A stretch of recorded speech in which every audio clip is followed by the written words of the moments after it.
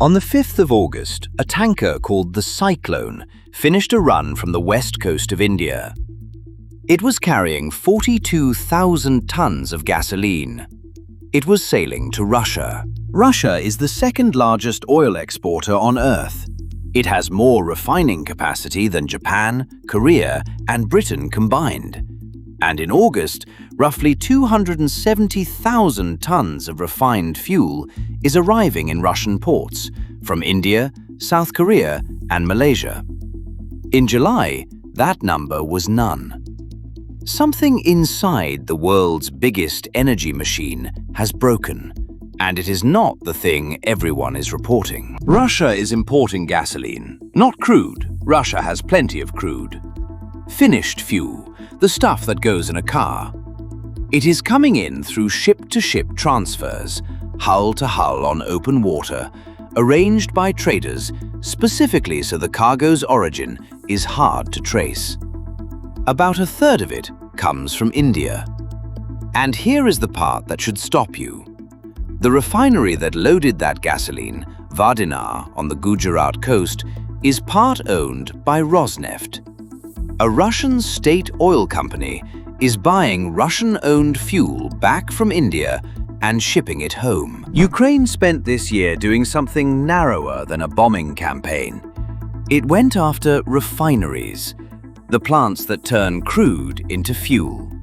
Yaroslavl, Volgograd, Syzran, Ilsky, Salavat, Orsk, which is now looking at 6 months of repairs. Russia has 11 major refineries. As of this month, every one of them has been hit at least once. Runs have fallen from about 5.5 million barrels a day to somewhere between 3.6 and 4.2, depending on whose satellites you believe. You can see it at the pump. Fuel shortages have hit between 12 and 16 Russian regions. In Orenburg and Lipetsk, stations started rationing on the 13th of August, 30 litres of gasoline per customer. Pump prices are up nearly 18% this year, and Moscow has extended its ban on exporting gasoline and diesel through January. A country that sells fuel to the world is now telling its own drivers how much they can buy. Now, the next 90 seconds are the most important part of this story. Because the refineries are not the choke point, Sheskaris is.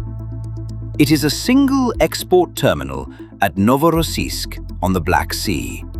700,000 barrels a day move through it. Roughly 1 in every 5 barrels Russia sells abroad. It was hit on the 12th of August. Loading was suspended again on the 14th.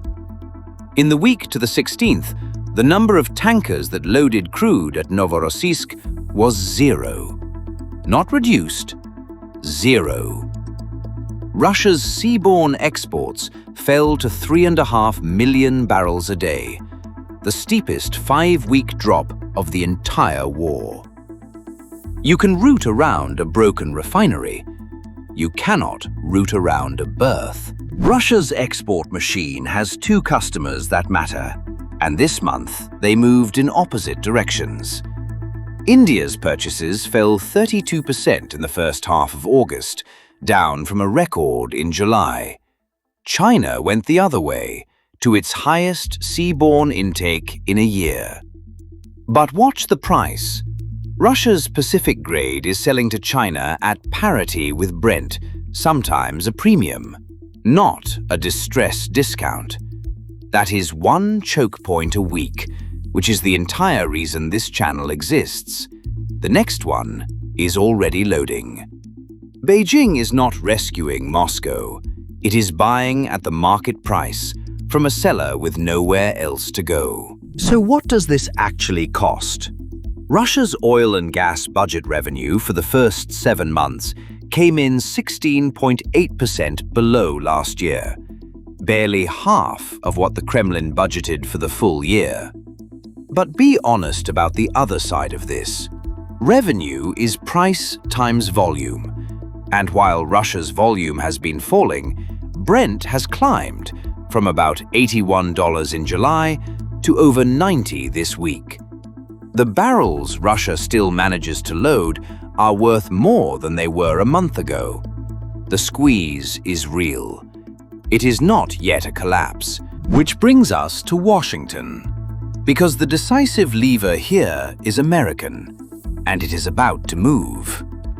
On the 7th of August, the Senate passed the Graham Sanctions Bill 86-11. It would put tariffs of up to 100% on the biggest buyers of Russian oil. The House returns from recess on the 31st. It only has to agree to the Senate's version. One vote, and it goes to the President's desk. But read the fine print. The tariffs bite only on purchases made after the bill becomes law, and the President can waive them. Here is the call. The binding constraint on Russian oil money has moved off the refineries and onto the export terminals, and it stays there.